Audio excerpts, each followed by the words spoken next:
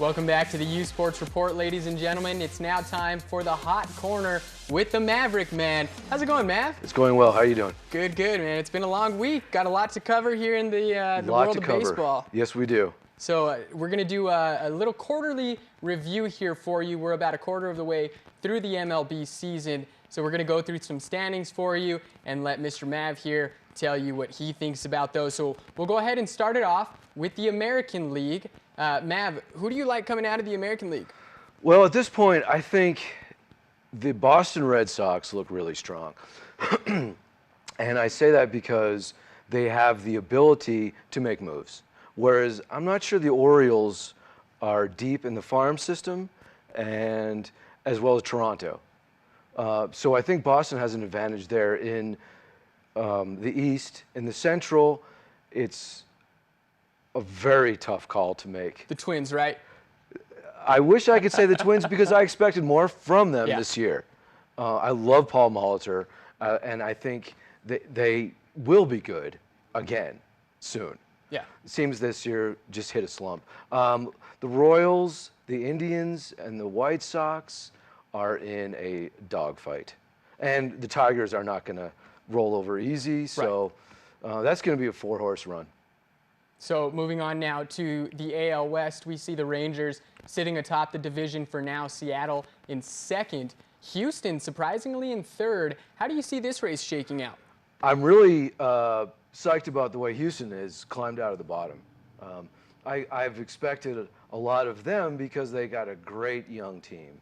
And, you know, it's nice to see them making those strides to get up in the division, but Texas they're well built, and I see them hanging on very tightly to that lead. Now, going back to that Houston team, you said it was nice to see them climb out of the basement. You know, it took them a few years to get on from the Craig Biggio phase, and when I say a few years, I mean about 10. The Killer Bees left a mark that took a long time to get back up to, and it took some parity.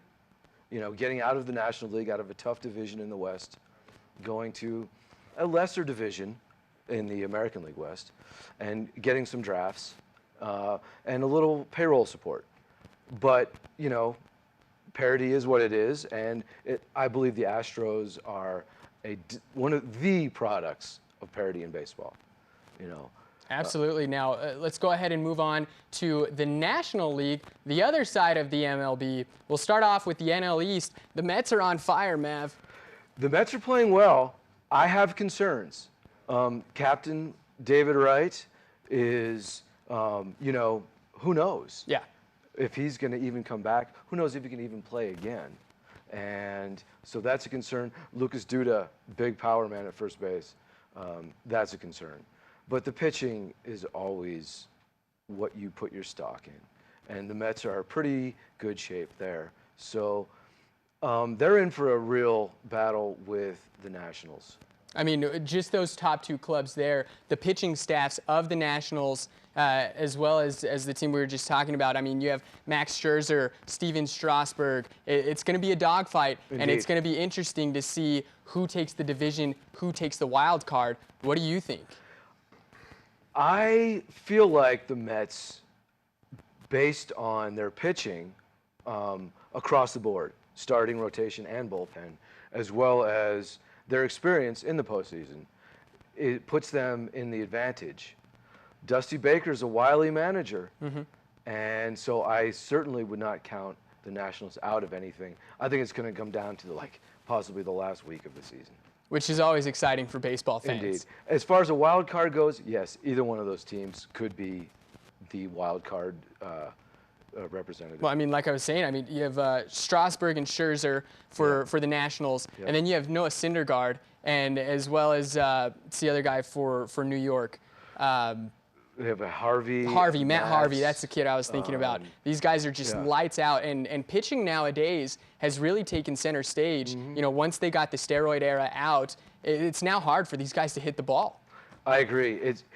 And you don't want to become that deficient in runs in the game. I mean, it makes everyone sort of uncomfortable watching the game, you know.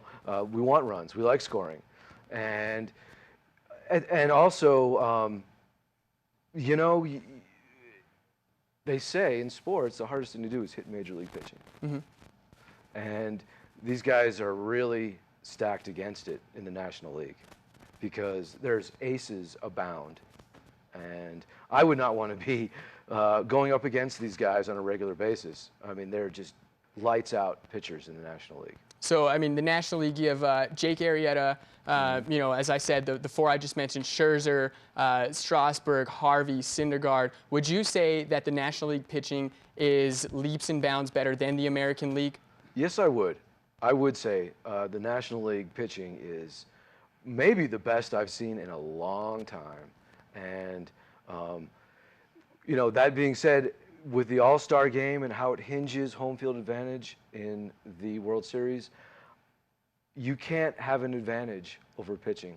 Yeah. Home or away, it doesn't matter. Now, just real quick, you touched on the All-Star game, the home field advantage. How do you feel about that? Do you think that's the correct way to go about it? Do you think it should be awarded to the team with the best regular season record? You know, they always want to make the All-Star game more exciting. Was this the right way to do it? You know, I think it's working. I'm not sure there is a right way to do an All-Star game across the board, and that might be a conversation for the whole team to have someday about All-Star games as a whole in all sports. But in baseball, they have definitely put an importance on winning that game, and we've seen it over the years and how it does affect the World Series. So I would say, to this point, it's a winner. Okay, so now moving along to the National League Central, Mav. What do you think about that division? Man, that's a tough division.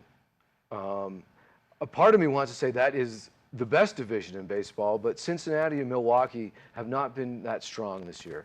But St. Louis and Pittsburgh, man, they are fighting for their lives, and they will the whole season, because in the wild card game, nobody, especially Pittsburgh, who's been through it the last 2 years, wants to be one and done. Now that they've gotten a taste of success after 20 years, they've tasted the playoffs, they want to have a series. And that's the cool thing about the wild card, is that puts you know, an urgency in your season, or to make it beyond the wild card. And that's where Pittsburgh's at, and St. Louis. You know, you go up against some of these pitchers in the National League, you don't have a chance in a one-game playoff. Absolutely. Now, our very last division to get to, the National League West. What do you think? Look out for Arizona. The Diamondbacks. I think they're climbing. Okay. I love what the Rockies have done. I've been saying this regularly. I think Walt Weiss has done a great job, and I think the Rockies organization has done a great job. They're sitting nicely around 500, but I feel like Arizona's coming. Arizona, the Dodgers as well. You can't forget the Giants. Well, I think the Giants have this division, and I think the Dodgers' only chance is based on making moves. And I get nervous about your season being based on what moves you can make payroll-wise, free agency-wise. And I think I kind of feel like Arizona's locked in, and San Francisco's close to locked in, but I don't feel the Dodgers are locked in. And that sets you back a little bit as you're making the run. And so, you know, Arizona just might end up in second place, but I think this is San Francisco's division. So you heard it here from the Maverick Man himself. Again, this segment is brought to you by Bosey Brothers. Go ahead and stop on by. 6th and Gold is the Bosey Brothers Brewery. Don't go anywhere, ladies and gentlemen. We'll be right back with the Out of Bounds segment.